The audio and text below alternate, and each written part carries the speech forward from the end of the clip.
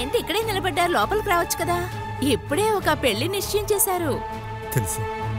కళ్యాణి మొండికేయటం వల్లే. ఏదైనా సూరజ్ సార్కి తగిన అమ్మాయి. ఈడు చూడు బాగుంటుంది. లోపలికి రా. పెళ్లి నిశ్చయం చేసిన సంతోషంలో భోంచేసెళ్దు.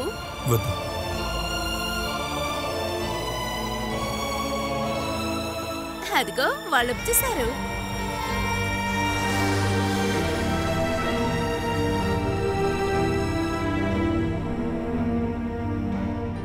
మీరెప్పుడు వచ్చారు అంకుల్? సరైన టైంకి వచ్చాను. మరి మీరెందుకు లోపలికి రాలేదు అంకుల్?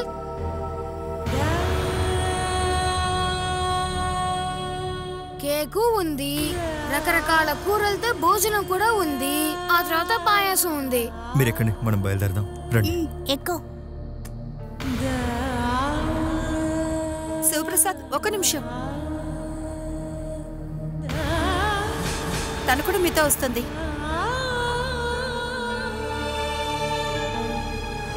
అమ్మేదో తెలియకుండా మాట్లాడారు. మంచి కాలం ఇక్కడితో అయిపోయింది కదా. మళ్ళీ ఇలా మనుషుల్ని మార్చడం డేంజర్ అక్క. తెలుసు, కానీ దీన్ని హఠాత్తుగా ఆపలేం.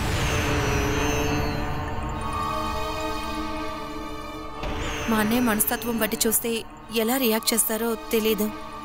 నువ్వు టెన్షన్ అవ్వకు, ఈ ప్రాబ్లంని నేను చూసుకుంటాను.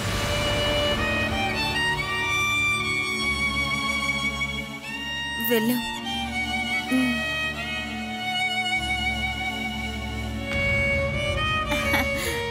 అప్పుడప్పుడు ఇక వస్తూ ఉండండి.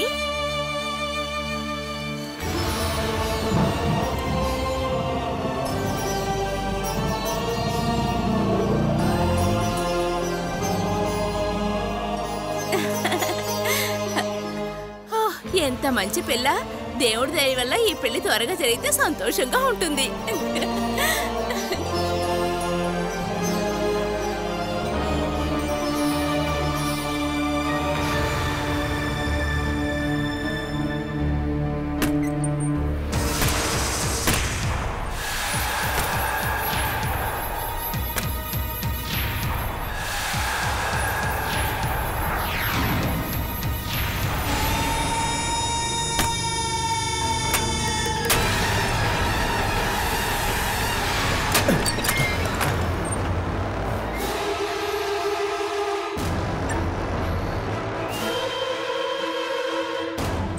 బయటికి వెళ్ళకపోతే నరికేస్తాను.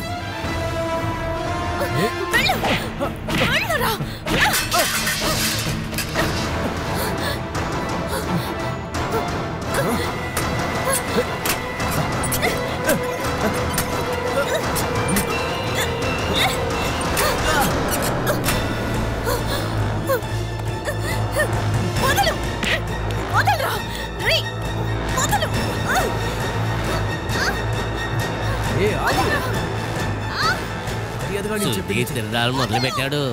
నువ్వు ఇక్కడే పడుండు, నేను వెళ్ళి వాడికి సహాయం చేసి వస్తాను.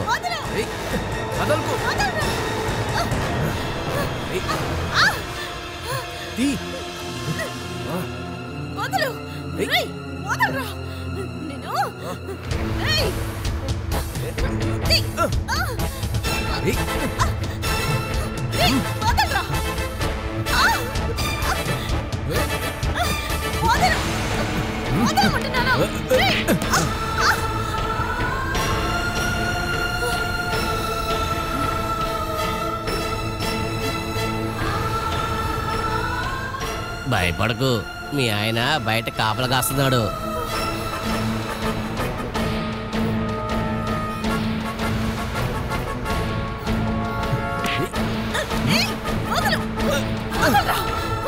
ఇంతకు ముందు ఒంటరిగా వచ్చాను, ఇప్పుడు ఇద్దరుగా వచ్చావు. నువ్వు బాగా ఎక్కుపోయావు మా దగ్గర.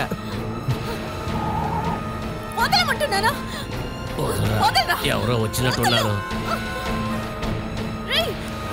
వదిలేరా, దాన్ని నోరు గట్టిగా మూసే. వదలకు. మీరు రావట్లేదా అంకుల్? కొంచెం పనుందమ్మా. అక్క, తొందరగా ఇక్కడికి రా. ఇక్కడికి వచ్చి చూడక్క.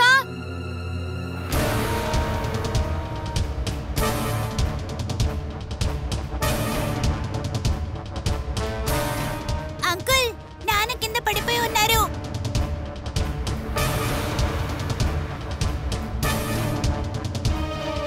వేణు వేణు వేణు వెళ్ళి నీళ్ళు తీసుకురా. వేణు అమ్మా అమ్మ తలుపు తీయండి అమ్మా. అమ్మ తలుపు తీయండి. అమ్మా తలుపు తీయండి. అమ్మ తలుపు తీయండి అమ్మా. అమ్మా అమ్మ తలుపు తీయండి.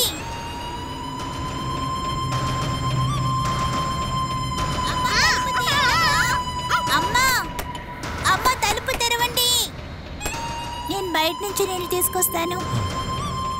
వేణు వేణు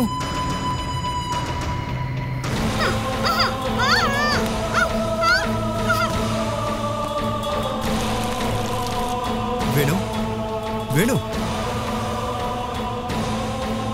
వేణు ఇదిగోండి అంకుల్ నీళ్ళు.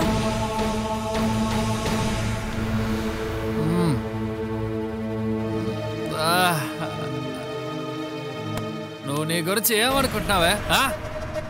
నన్ను ఇక్కడి నుంచి తరివేసి నువ్వు ప్రశాంతంగా బతకచ్చు అనుకుంటున్నావా? మీరేం భయపడకండి, కాసేపట్లో ఈయన లెగిస్తాడు. ఇంట్లో అమ్మ లేదనుకుంటాను. ఎగ్జామ్ రాయడానికి వెళ్ళి ఇంకా రాలేదనుకుంటా. అమ్మ వచ్చేదాకా మేము ఇక్కడే ఉంటాం. మీరు బయలుదేరండి అంకుల్. పర్లేదు, మీ అమ్మ రానివ్వండి. అప్పటి వరకు నేను కూడా ఇక్కడే ఉంటాను. మీకు పనుందని చెప్పారు కదా, మీరు వెళ్ళండి. నాకు ఒంటరిగా ఉండడానికి భయం లేదు. నన్ను తప్ప నువ్వు ఇంకెవరెవరిని ఉంచుకున్నావే బాలా? ఒకవేళ ఈయన లేచిన తర్వాత మిమ్మల్ని ఏమైనా చేస్తే? ఈయన మా నాన్నే కదా. మీరు బయలుదేరండి అంకుల్. మాకిక్కడ ఏం భయం లేదు.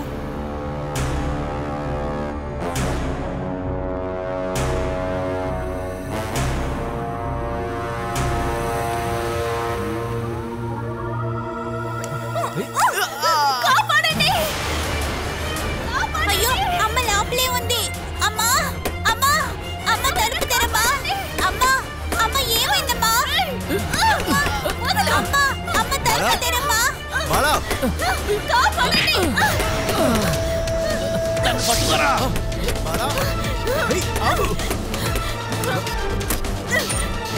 అమ్మా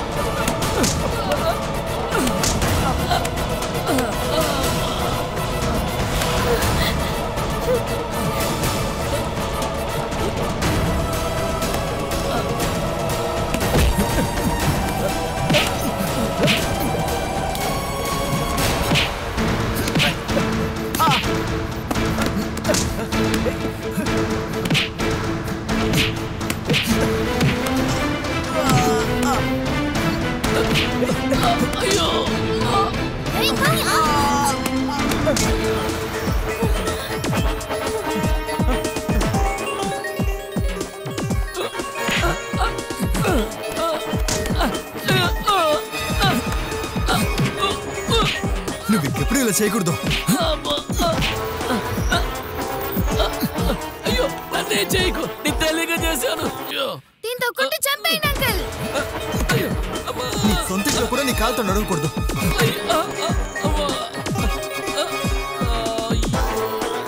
ఇంకోసారి నువ్వు ఇలా చేయకూడదు.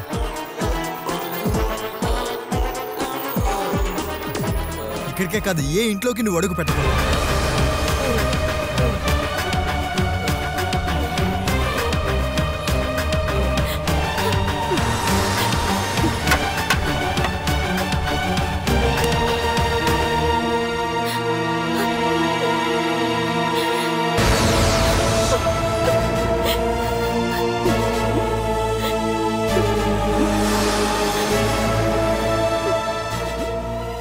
వాడిని ఏమైనా చేశాడా?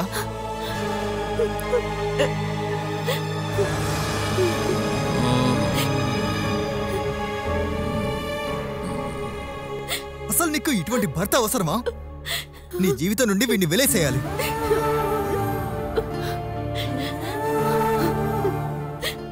నిన్ను వీడు కాపాడలేడు, కేవలం బాధ పెట్టగలడు.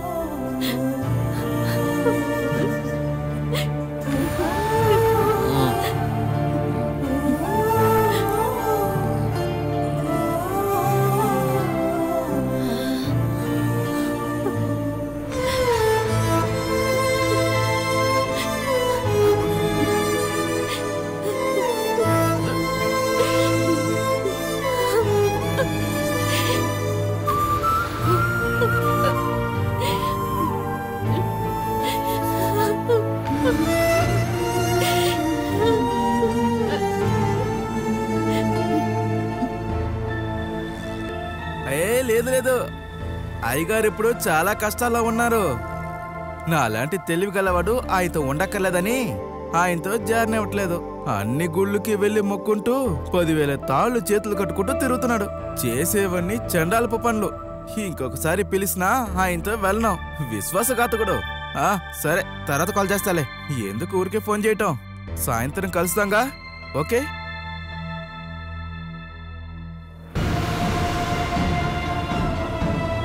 ఈయనెవరు ఇక్కడికి వచ్చి పడుకున్నాడు?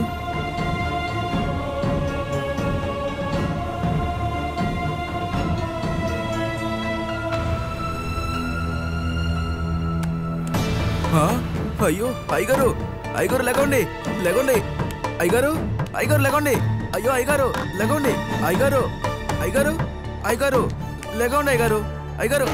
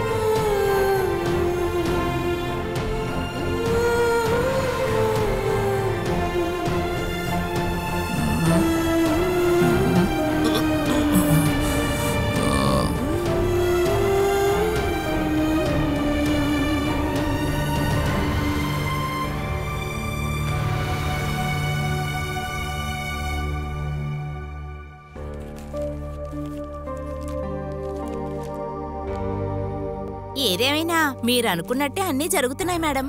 రాను రాను అన్న సుధా టీచరు ఆ సమయంలో అక్కడికి రావడం గొప్ప విషయం కదా. నేనలా మాట్లాడినందుకు సూరజ్ నన్ను ఎంత తిట్టాడో తెలుసా? అది ఊరికే సిగ్గుపడుతున్నారు madam. Suraj sir Sudha teacher మధ్య మంచి అన్యోన్యత ఉందని తెలుస్తోంది. ఇద్దరు మంచి జంట. ఆ పిల్లల గురించి తలుచుకుంటేనే భయంగా ఉంది. వీళ్ళకొక బిడ్డ పుడితే అంతా సరైపోతుంది. మీరొక్క విషయం గమనించారా? పుట్టిమచ్చ. ఓ, అప్పుడే నువ్వు సుధా టీచర్ పుట్టిమచ్చ కూడా చూసావా?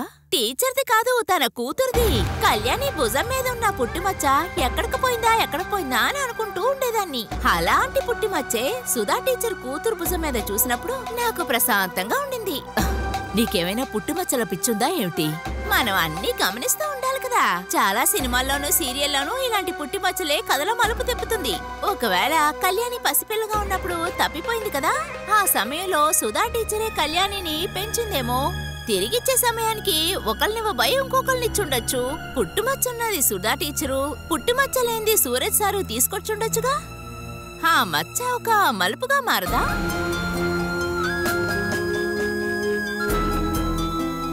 ఇదంతా సులభంగా తీసుకునే విషయం కాదు మేడం. పుట్టుమచ్చలు అంత ఈజీగా పోవు. ఖచ్చితంగా ఏదో జరిగుంటుందని అనిపిస్తోంది. శారదా,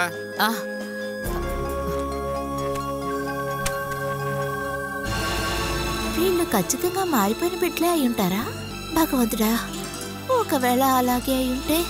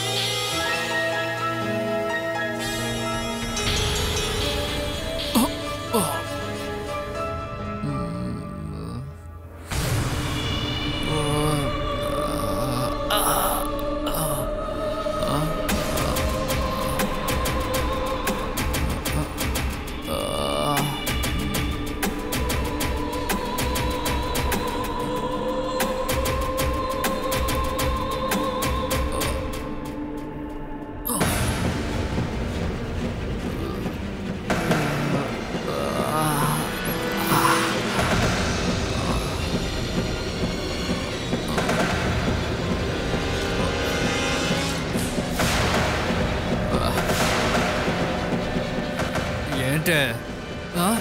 నా శవానికి కాపలా కూర్చున్నావా? లేదు, మీ మత్తు ఎప్పుడు దిగుతుందా అని చూస్తున్నాను. ఇక మీరు తాగితే మీ లివరు కిడ్నీ మొత్తం డ్యామేజ్ అవుతుందని డాక్టర్ చెప్పినా మీరు వినిపించుకోవడం లేదు. మరే డాక్టరే కదా నా ఆయుష్ని తీర్మానించినట్టు. ఓసేయ్, చచ్చే వరకు నా ఇష్టానికే ఉంటానే. అది నేను అద్దెచ్చే ఈ ఇంట్లో జరగదు. మరి ఈ ఇంట్లో ఏం జరుగుతుంది? అది తెలుసుకోవడానికేనా భార్య ఒంటరిగా ఉన్నప్పుడు ఇద్దరు మగాళ్ళని రూమ్ లోపలికి పంపింది?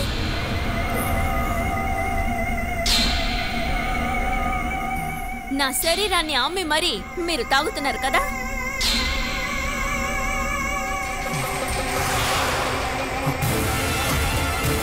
తాగడానికి ఇంత అసహ్యంగా నడుచుకుంటారనుకోలేదు. నువ్వు ఎవరి గురించే చెప్తున్నావు? వేణుగోపాల్ అనే మీ గురించే.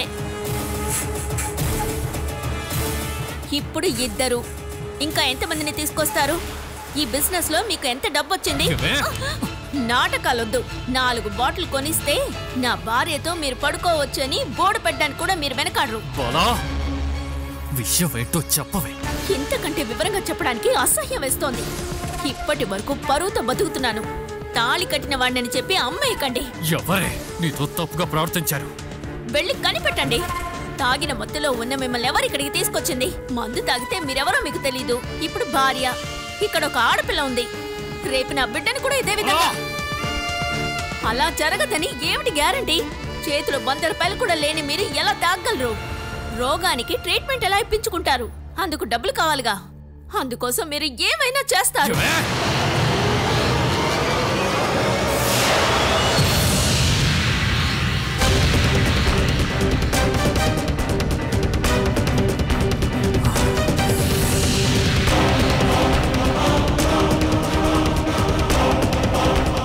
సూరజ్ సార్ నన్ను ఆయన ఇంటికి తీసుకువెళ్ళిపోయారు.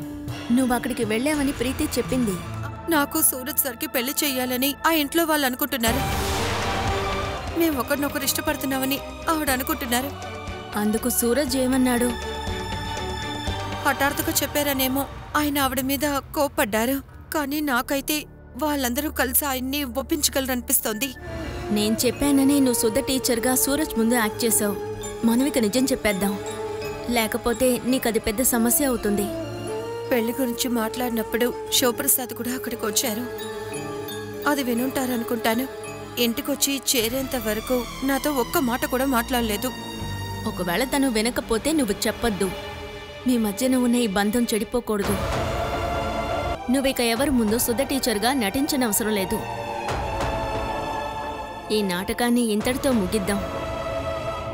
నేనే ముగిస్తానులే.